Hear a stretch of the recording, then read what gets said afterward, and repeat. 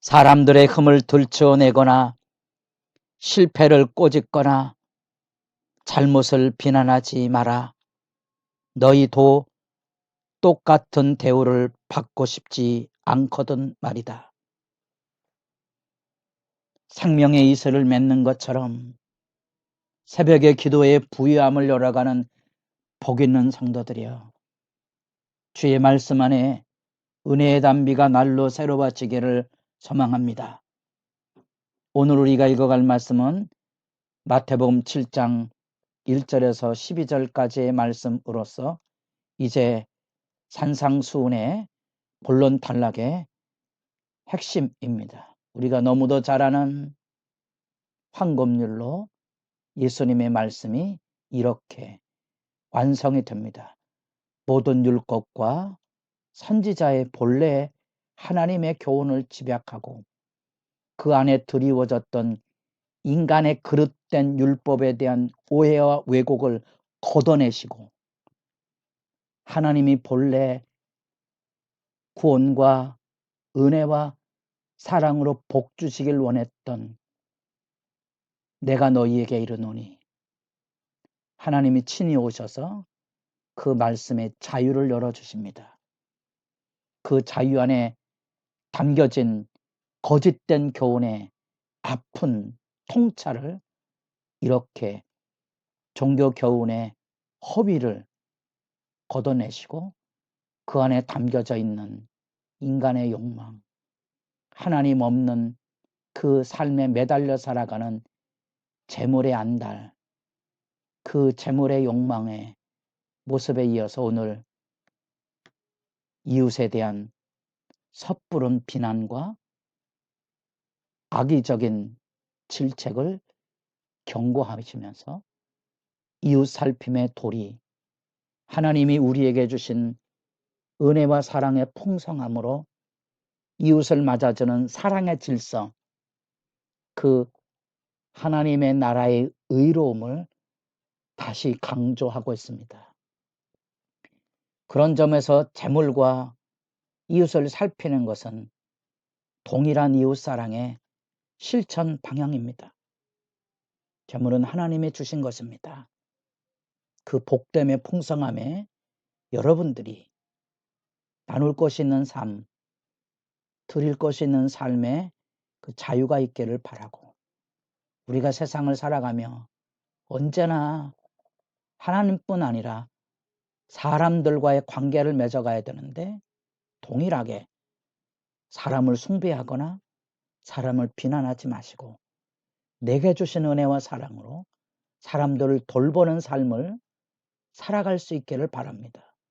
이것이 행복한 자유입니다. 이것이 빛이고 이것이 소금이고 이것이 착한 행실의 실천입니다. 그것은 하나님의 사랑받는 자만이 누리는 자유함입니다. 인간이 가지고는 욕망과 인간이 가지고는 오만을 벗어내고 참 자유, 회개하라, 천국이 가까웠느니라. 회개하라, 예수를 믿으라, 그리하면 성령 받으리니, 성령 받음의 실천이 바로 이 교훈 안에 담겨져 있는 겁니다. 그런 점에서 비판을 받지 아니하거든 비판하지 말라.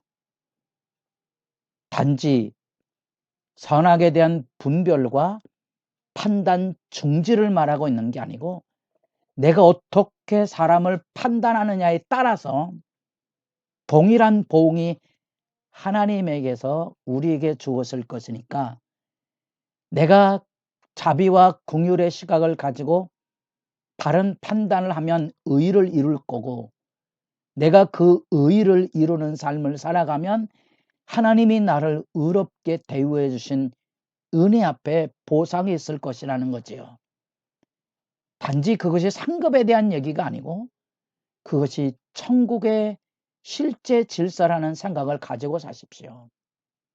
남을 따뜻하게 바라보는 것이 복 아닙니까? 우리가 그것을 놓치고 산다는 겁니다. 마치 땅의 재물에 염려하며 사는 것보다 하나님이 더 좋은 것으로 주실 것에 대한 신뢰를 가지고 살아가는 마음의 부요함이 선악간의 섣부른 판단을 통하여 이웃을 비난하고 미워하고 다투고 싸우는 삶의 굴레에서 벗어나는 자유가 우리에게 얼마나 은혜의 복됨이겠습니까?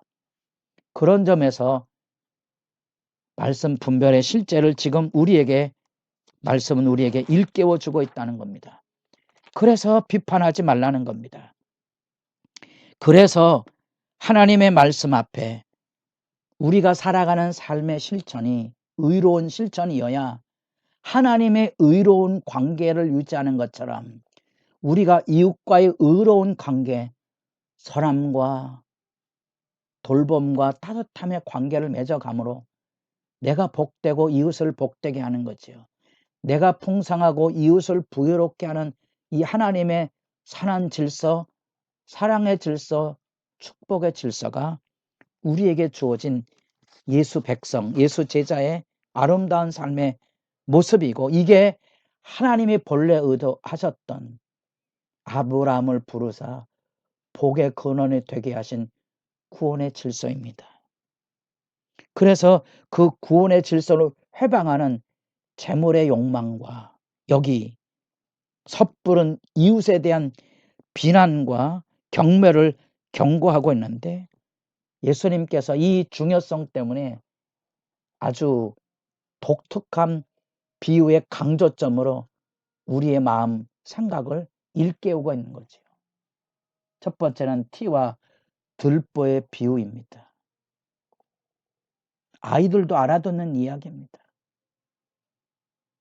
마치 이런 것 가지고 설교하면 설교하지 않는 것만 못한 말씀 그대로의 이야기입니다. 또 하나 우리에게 충격적이지만 개와 돼지에 대한 거룩한 것과 진주에 대한 얘기입니다.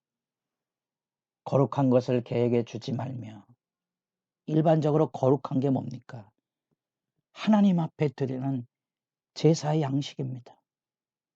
하나님께 드릴 것을 개에게 주는 사람이 어디 있겠습니까? 여러분, 진주를 돼지에게 던져주는 사람이 어디 있겠습니까?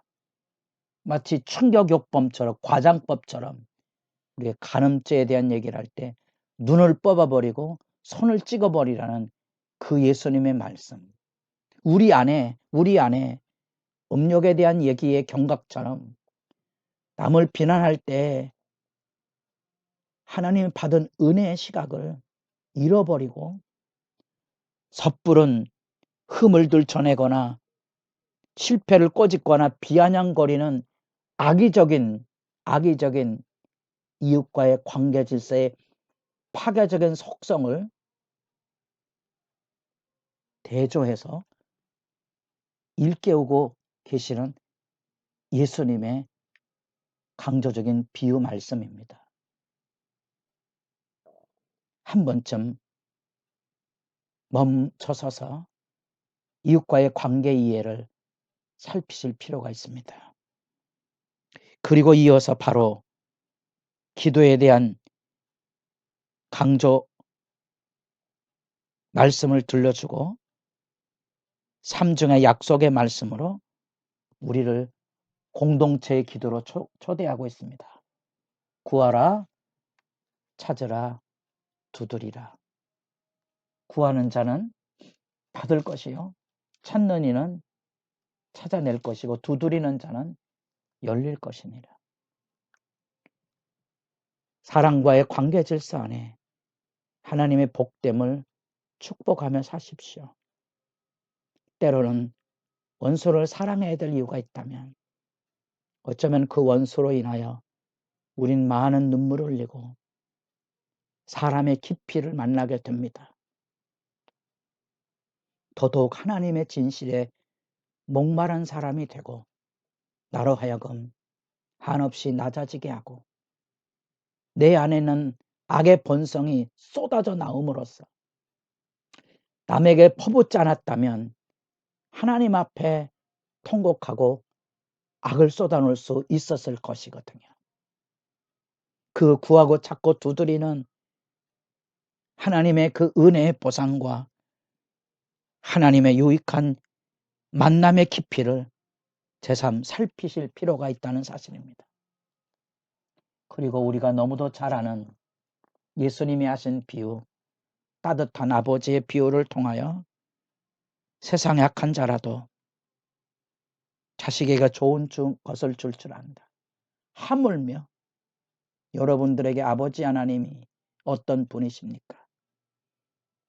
좋은 것을 기대하며 사십니까? 좋은 것을 주실 것에 대한 아버지 된 신뢰가 있다면 선을 베풀며 사십시오. 이웃이 여러분들을 도와줄 것입니다. 세상도 그것을 다 합니다. 선을 베푸는 사람들이 잘 될 것이거든요.